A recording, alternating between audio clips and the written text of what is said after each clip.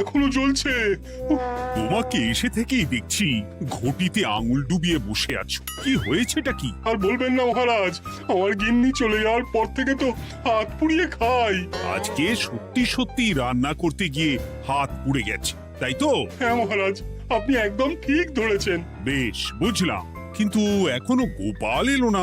মহারাজ, আপনার জন্য একটা পত্র এসেছে। কই কই দেখি।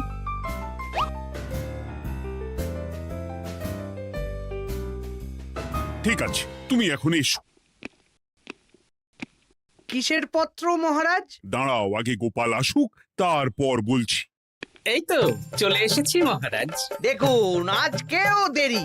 আপনি কিছু গোপালকে বলেন না বলে লাই পেয়ে পেয়ে গোপাল আপনার মাথার উপরে উঠে গেছে। আমার নাম কি চুল নাকি যে মাথার উপরে উঠবো? আপনিও পারেন বটে। আমার নিজেরটাকেই চুল নেই। বাদ দাও, শোনো, আমি একটা নিমন্ত্রণ পত্র পেয়েছি। পাহাড়পুর রাজ্যের জমিদার বল্লভ নারায়ণ আমাকে নিমন্ত্রণ করেছেন। এ তো বেশ সুসংবাদ মহারাজ। পাহাড়পুর অপূর্ব সুন্দর রাজ্য, আপনি ঘুরে আসুন মহারাজ। না না না না না, আমি একা যাব না, তোমাকেও যে যেতে হবে। আজ বিকেলেই বেরোবো, তুমি জামা কাপড় গুছিয়ে রেখো। এ আমার পরম সৌভাগ্য মহারাজ। এ কি মহারাজ, গোপাল কেন যাবে?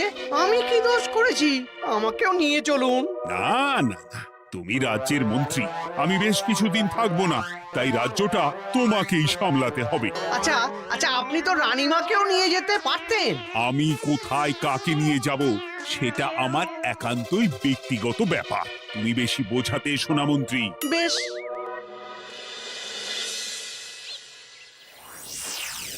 গোপাল গোপাল আর গোপাল, এই গোপালের জন্যে আমাদের কপালটাই মন্দ থেকে গেল। মন্দ না, বলুন বন্ধ থেকে গেল। সব সুযোগ ওই গোপাল পাবে, আর আমাদের বেলা ছাই। আজকেও গোপাল রাজসভায় দেরি করে এলো, তবুও বেটাকে মহারাজ কিছু বললেন না। বলবে কি? উল্টে মহারাজই তো গোপালকে ঘুরতে নিয়ে যাচ্ছেন। পাহাড়পুরে গিয়ে ভালো মন্দ আহার করবে গোপাল, আর আমি রাজ্য পাহারা দেব। হ্যাঁ, ঘেন্না ধরে গেল এই জীবনে। গোপাল যতদিন আছে ততদিন কিন্তু আমরা ওই ফুলে ফেপে উঠতে পারবো না। গোপালের যেন 7 খুন মাপ। আমরা তো বানের জলে ভেসে এসেছি। আপনি তো গোপালকে তাড়ানোর অনেক চেষ্টা করেছেন, কিন্তু কিছুতেই কিছু হয়নি। হবে কি করে? গোপালের একে ওই ক্ষুরোধার বুদ্ধি, তারপর মহারাজের উপর অগাধ বিশ্বাস, দুটো মিলেমিশে এক হয়ে গেছে। মাঝে মাঝে তো মনে হয় বেটাকে মেরেই ফেলি। আমার দু চক্ষের বিষ।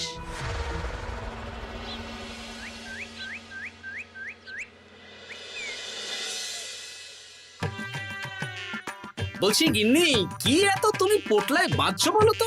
এত দূরের রাস্তা, তাই শুকনো খাবার ভালো করে বেঁধে দিচ্ছি। হ্যাঁ, তা কি কি দিয়েছো শুনি? ভিজে চিড়ে দিয়েছি, মুড়ি, নারকোল কুচো, চিনি দিয়েছি। হ্যাঁ, ব্যাস, আর কিচ্ছু দিতে হবে না। আমার সাথে তো মহারাজও যাচ্ছেন। আমি একটু বেশি করে দিয়েছি গো। দূর, সে কথা বলিনি। মহারাজ যাচ্ছেন তো, তাই মহারাজও নিশ্চয়ই রাজবাড়ি থেকে ভালো মন্দ খাবার নিয়ে আসবেন। যে যার নিজের তালে থাকে। কি আর করবো গিন্নি, উদরকে আদর করে যা সুখ তার অন্য কিছুতে নেই। বেশ বেশ, সাবধানে যেও। হ্যাঁ, তুমিও সাবধানে থেকো কিন্তু। আর নাতনি নাতনিগুলো এলে তাদের জানিয়ে দিও যে দাদু বেশ কিছুদিন থাকবে না। ঠিক আছে গো, ঠিক আছে। সাবধানে যাবেন মহারাজ।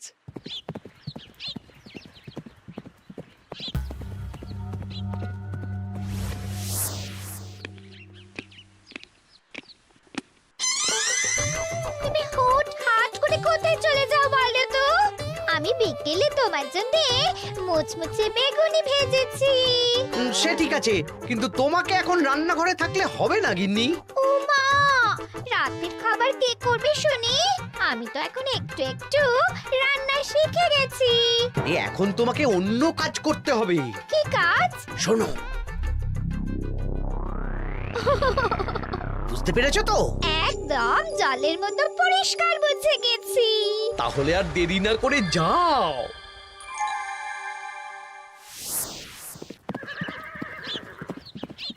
মহারাজ একটা কথা বলতে পারি? বলো গোপাল। আমরা পাহাড়পুর জমিদার বাড়িতে যাচ্ছি কেন? তুমি তো জানো আমাদের সেনাপতি এখন একা একাই নিজের সংসার সামলায়। হ্যাঁ, ওই ঘটনার পর থেকে তো সেনাপতির জন্য ভালো পাত্রীও পাওয়া যায়নি। পাহাড়পুরের জমিদার বল্লভ নারায়ণের একমাত্র কন্যা এখন বিবাহযোগ্যা, তাই আমি আর তুমি দেখতে যাচ্ছি। সেনাপতিকেও সাথে নিয়ে গেলে হতো। না, আগে আমরা যাব, মেয়েটা কেমন সেটা বিচার বিবেচনা করে ফিরে আসব। তারপর যদি সেনাপতি রাজি হয় তখন আমরা বাকি ব্যবস্থার দিকে এগোবো, তাই তো? একদম তাই। আর তোমার চেয়ে ভালো মানুষ চেনার ক্ষমতা আমার জানা আর কেউ নেই, সেই জন্যই তো তোমাকে নিয়ে এলাম। এ আমার পরম সৌভাগ্য মহারাজ।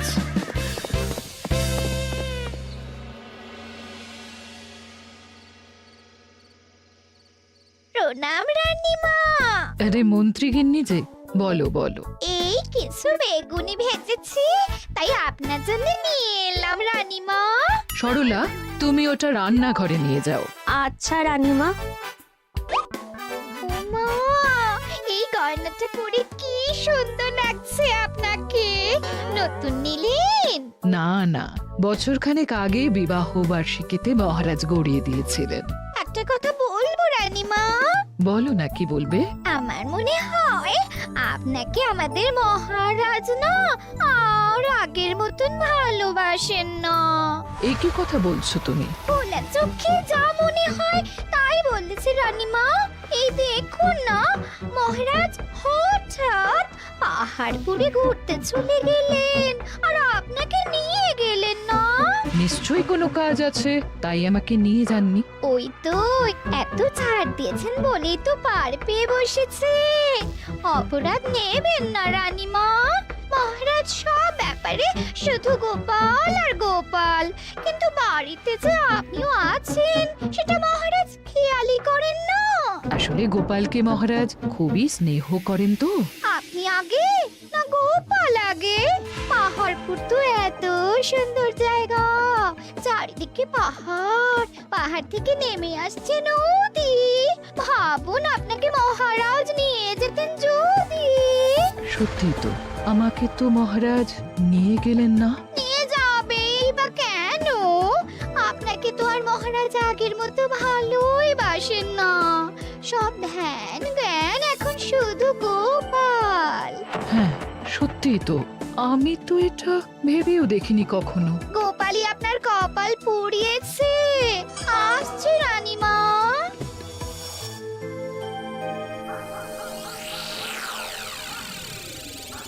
কি গো গিন্নি, আমি যেমন যেমন বলেছি তুমি তেমন তেমন রানীমাকে বুঝিয়েছো তো? হ্যাঁ হ্যাঁ, আমি একেবারে এমন ভাবে কানে পুষ্পমন্ত ঢেলেছি, রানীমার কান মাথা সব সব ভরে গেছে। এবার শুধু মাঝে মাঝে ইন্ধন জুগিয়ে যেতে হবে, বুঝলে? তারপরে তোমার পথের কাঁটা ফাঁকা হয়ে যাবে। আর একবার গোপাল সরে গেলেই আর কোনো চিন্তা নেই। দু হাত ভরে রোজগার করবে গো।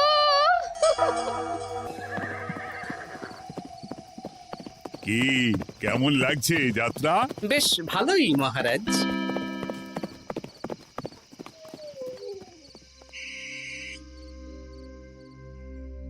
রানীমা, খাবার কি আমি এই ঘরে নিয়ে আসবো?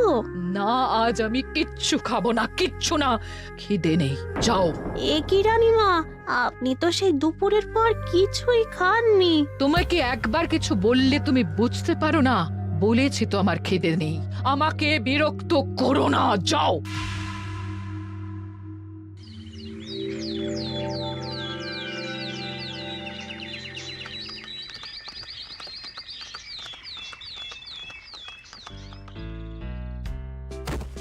আসুন মহারাজ কৃষ্ণচন্দ্র, আসুন আসুন আসুন।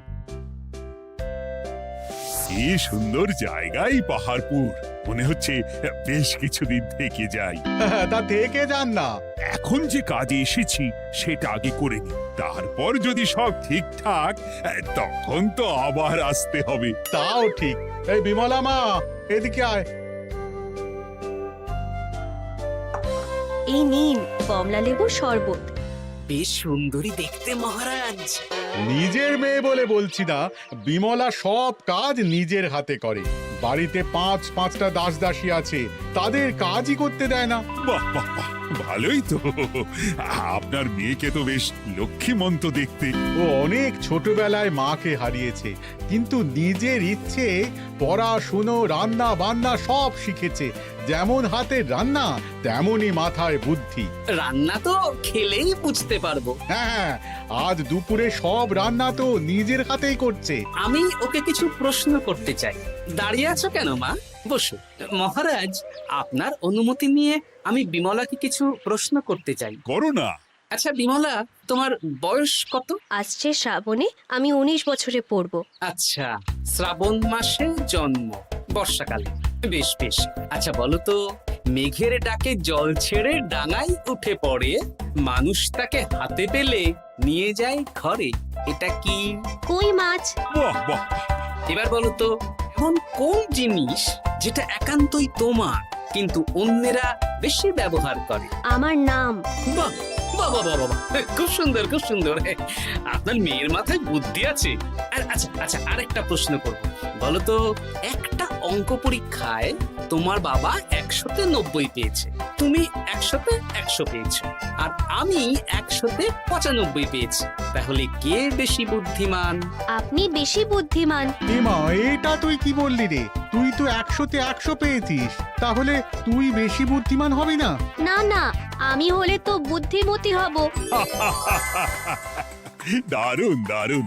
জমিদার মশাই, আপনার মেয়ে সত্যি বুদ্ধিমান, না মানে বুদ্ধিমতী। এবার দুপুরের ভুরি ভোজটা খেলেই বুঝতে পারবো হাতের জাদু।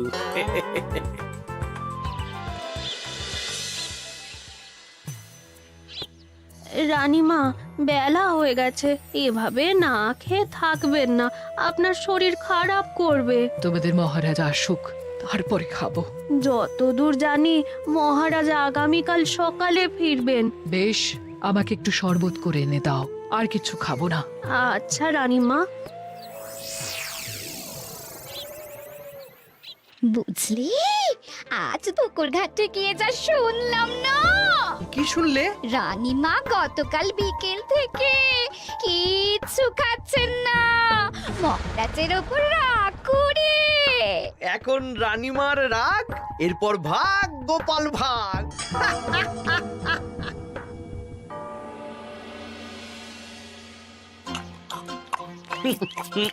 সত্যি বিমলা, তোমার হাতের রান্নার কোনো তুলনা নেই মা।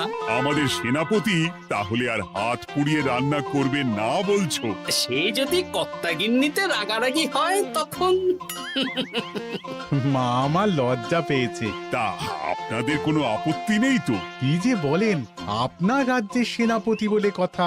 বলছি, বিমলাকে তো আমাদের সেনাপতি দেখলো না, তাহলে? বিমলার একটা তৈলচিত্র আছে, আমি আপনাকে বরং সেটা দেব, আপনি ওনাকে গিয়ে দেখাবেন। সেই ভালো হবে, আমাদের খুব পছন্দ হয়েছে। তাহলে সেনাপতি রাজি হলে আমরা বিবাহের তারিখ চিঠিতে জানিয়ে দেব। আচ্ছা মহারাজ।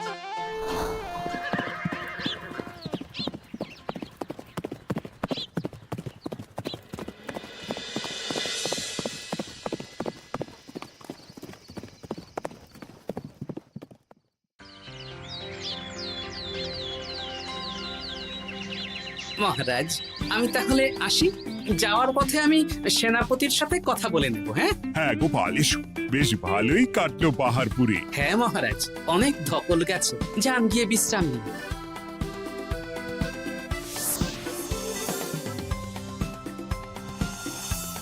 কি সেনাপতি, পছন্দ তো? হ্যাঁ, খুব পছন্দ হয়েছে গোপাল। তোমার চোখ তো দেখছি একেবারে জহুরির চোখ।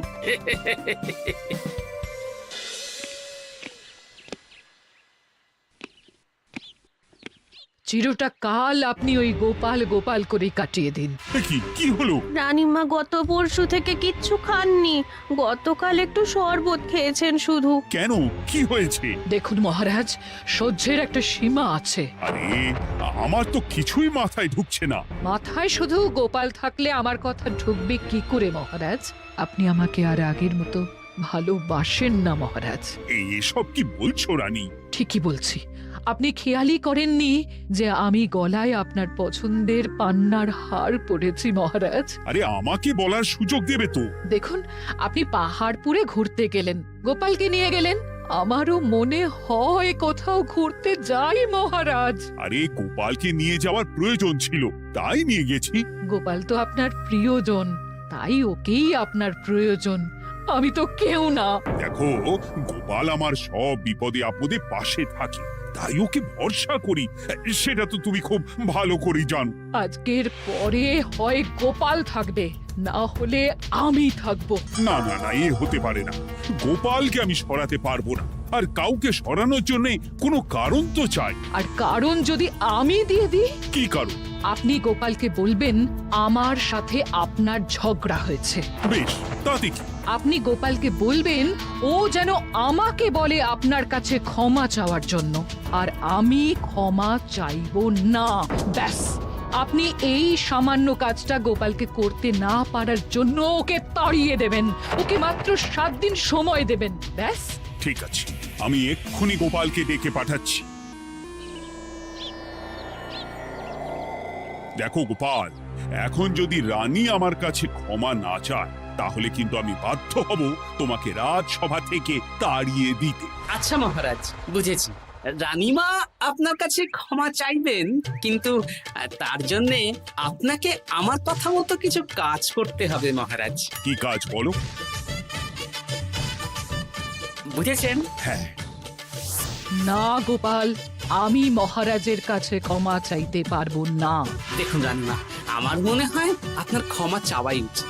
পুরুষ মানুষের মন বলে কথা, যদি বেশি দিন আপনি মহারাজের সাথে এরকম তিক্ত সম্পর্ক রাখেন, তাহলে কিন্তু মহারাজের মন অন্যদিকেও চলে যেতে পারে। এমনিতেও কি গোপাল? কিছু না রানীমা, শুধু এটুকু জেনে রাখুন, রাজবাড়ির মাঠে বাঁশ বাঁধা হবে। মানে কেন?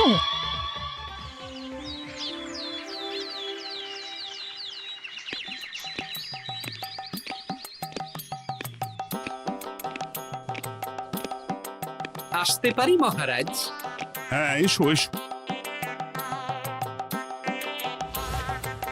বলছি, আমি তাহলে জমিদার বাড়িতে বিবাহের দিনক্ষণ ওই চিঠি লিখে জানিয়ে দিচ্ছি। হ্যাঁ, জানিয়ে দাও গোপাল। আর কি কি কেনাকাটা করতে হবে সেটার একটা তালিকা বানিয়ে ফেলো। আচ্ছা মহারাজ, মেয়ের শাড়ি আপনি নিজে পছন্দ করে কিনবেন তো? হ্যাঁ, ওই শাড়িওয়ালাকে আজকে দুপুরেই আসতে বলো। আচ্ছা মহারাজ। বিয়ের শাড়ি, কেনাকাটা, এসব কি মহারাজ? সেসব বলা যাবে না রানী, সময় হলে জানতেই পারবে। তবে বিমলাকে অপরূপ সুন্দরী দেখতে, এটুকু বলতে পারি। দেখুন তো মহারাজ, ওই টোপরটা ঠিক আছে কিনা? একদম ঠিক আছে, খুব সুন্দর। শাড়িওয়ালা এক্ষুনি আসছে। আসছি মহারাজ। এসো এসো। কার জন্য শাড়ি লাগবে মহারাজ? রানীমার জন্য? না না, বিমলার জন্যে। বিমলাকে? এক অপরূপা তরুণী, বুদ্ধিমতীও আছে, ধীর স্থির, ঝগড়া করে না। বেশ, অনেক হয়েছে মহারাজ। দোহাই আপনার, আপনি দ্বিতীয় বিয়ে করবেন না। আমি ক্ষমা চাইছি। কি বলছো রানী? আমি বুঝতে পেরেছি, আমি আপনাকে গোপালের নামে 2-4 কথা শুনিয়েছি বলে আপনি বিয়ে করতে চলেছেন। আমি আর রাগারাগি করব না, আমাকে ক্ষমা করুন। ব্যাস, রানীমা ক্ষমা চেয়ে নিয়েছেন, মানে আমার চাকরিটা থাকছে। হ্যাঁ গোপাল, হ্যাঁ, দোহাই তোমার, মহারাজকে বিপথে চালিত করো না। আরে দূর, আমি বিয়ে করছি নাকি? বিয়ে তো হবে সেনাপতির। ওর জন্যই তো পাত্রী দেখতে পাহাড়পুরে গেছিলাম, গোপাল আর আমি। তার মানে মন্ত্রীর বউ আমাকে ভুল বোঝালো? আবার মন্ত্রীর কোনো ষড়যন্ত্র হবে, ওকে না নিয়ে গিয়ে গোপালকে নিয়ে গেলাম বলে। সেনাপতির বিয়ের আগেই আপনি মন্ত্রী মশাইকে ধোলাইটা দিয়ে দিন। ঠিক বলেছ রানী, তুমি বরং শাড়ি পছন্দ করো, আর আমি চললাম মন্ত্রীকে ধোলাই দিতে।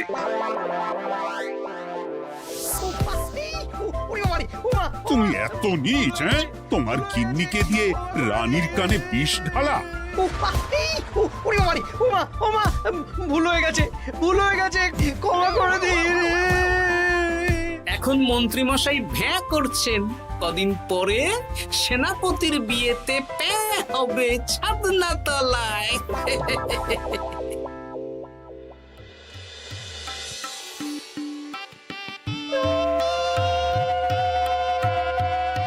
এবার মালা বদল হবে। এবার বুঝবে মালার কি জ্বালা। কি বললে? হ্যাঁ?